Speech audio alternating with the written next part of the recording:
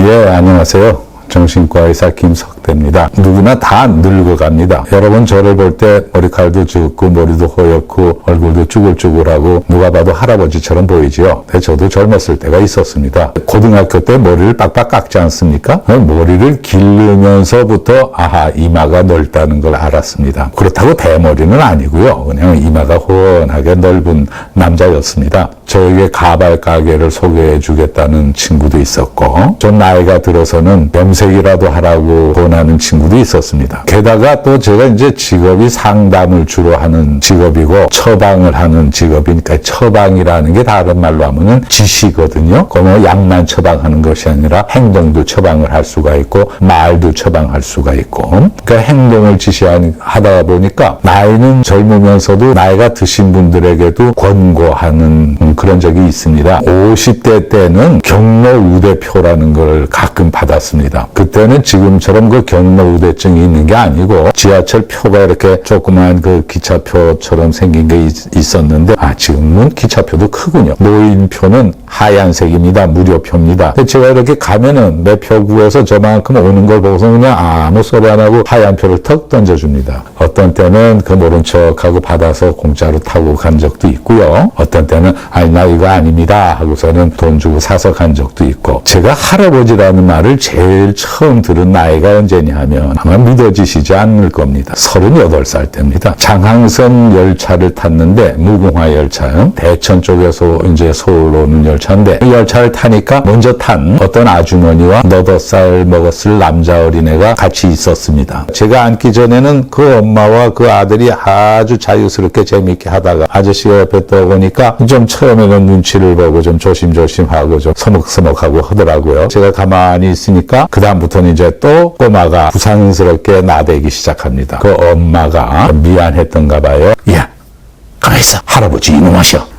제가 그 말씀을 듣는 순간에 뒤통수로 얻어맞은 기분이었습니다. 그때 제 아들이 유치원 다녔으니까요. 그 할아버지라는 말 듣기 싫었고요. 지하철 타러 갈 때 하얀 표 던져주는 거 그때마다 참 기분 나빴습니다. 더 기분 나쁜 거 언제인지 압니까? 지하철 타고 가는데 뭐 나보다 과히 젊지도 않은 사람이 일어나서 자리를 양보해 줄 때 정말 싫습니다. 전철을 타면은 어디쯤 가서 서면은 자리를 양보하지 않을까 하는 그런 자리를 골라서 가서 서기도 하고 민물 매운탕을 파는 그 손님 많은 집이 버글버글 하는 집이 있었습니다. 한번 매운탕을 먹고 나오니까 어떤 꼬마가 졸졸졸 따라오더니 아저씨 그래요. 그 돌아보니까 이거요. 제가 그거 두고 나온 핸드폰을 갖다 줍니다. 이야 나를 보고 아저씨라고 그러다니. 그 꼬마는 제 뒷모습을 봤을 겁니다. 어이구 너 착하구나 하고 호주머니에서 1,000원짜리 잡히는 대로 꺼내서 줬습니다. 그 부모님이 따라오면서 고맙다고 아주 인사를 안녕히 가시라고 인사를 하는데 제가 그때 느꼈습니다. 호주머니를 여니까 품위가 사는구나. 그때도 그렇게 나이 많을 때는 아닙니다. 과연 어떻게 늙는 것이 좋은 것이냐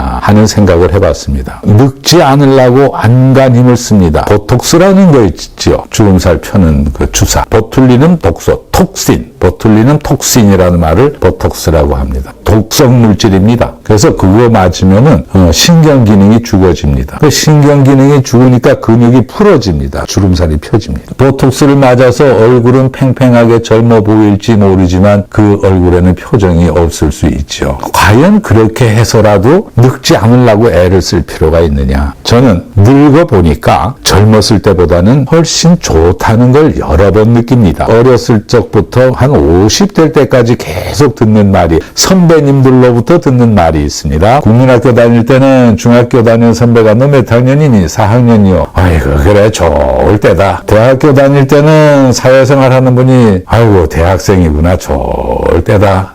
처음에 레지던트 때는 제일 막 바쁘고 뭐 정신이 없이 뛸 때인데 교수님들이 그래도 너네 때가 좋을 때야. 나이를 더 먹으면 더 드신 분들이 아이고 그래 좋을 때입니다. 항상 어린 사람은 좋을 때라고 얘기합니다. 그래서 나는 나이를 먹으면 나쁜 줄 알았습니다. 근데 진짜 좋을 때 한 60 넘어가니까 걱정이 없습니다. 젊었을 때는 뭐 걱정할 게 많지 않습니까? 입시 걱정해야 되죠. 학교 시험 걱정해야 되죠. 시험 성적 나쁘면 엄마한테 종아리 맞지. 옆집 여학생 또 눈앞에서 왔다 갔다 어른어른 합니다. 결혼을 하면 말도 통하지 않는 어린애를 데리고 키우느라고 고생하고요. 그 아이들 또 좀 사춘기 되면 속 썩여서 고생하고요. 더 크면은 이제 시집장가 보내야 되고 정말 쉴 틈이 없습니다. 한 60 넘어서 다 끝나고 나면은 그때는 이제는 나를 위해서 살 때입니다. 정말 좋을 때입니다. 근데 아무도 나보고 참 좋을 때입니다 하는 말이 그때부터는 없습니다. 그래서 저는 생각합니다. 남이 진짜 좋으면은 좋다는 말 하기 싫고요. 아이고 너 고생스럽지 그래 좋을 때다. 그렇게 빈정거리는 말 아닌가 생각을 합니다. 이런 말씀들을 드리는 이유가 우리가 늙을 때 잘 늙어야 되겠다. 어떻게 늙으면 잘 늙는 것이냐. 더 괴롭지 말아야 되고 불안하지 말아야 되고 화가 나지 말아야 되는데 그러려면은 무엇이 나를 화나게 만드느냐. 욕심이 나를 화나게 만듭니다. 가지면 가질수록 더 가지고 싶고 그 욕심을 버리면 불편할 일이 없습니다. 언젠가 국립극장에서 그 무슨 연주회를 갔는데 아주 나이가 많으신 분이 까만 양복에다가 나비 넥타이를 메고 안내를 하시는 분을 봤습니다. 그분은 자원봉사로 하신다고 했습니다. 음악으로 아마 은퇴를 하신 분인 것 같습니다. 자기가 젊었을 때 가지고 있던 또 자기를 그만큼 키워준 능력, 재능을 이제는 기부하는 거죠. 나비 넥타이를 메고 그 우아하고 편안한 그 얼굴 표정이 지금도 눈에 생생합니다. 욕심을 버리고 내가 가진 거를 베풀고 그러면은 잘 늙을 수 있다. 잘 늙어보지 않은 사람들, 젊은 사람들은 뭣도 모르고 늙으면은 뭐 아무것도 모를 줄 압니다. 그렇지 않습니다. 늙어보면 늙은 대로 좋은 게 있습니다. 그래서 저는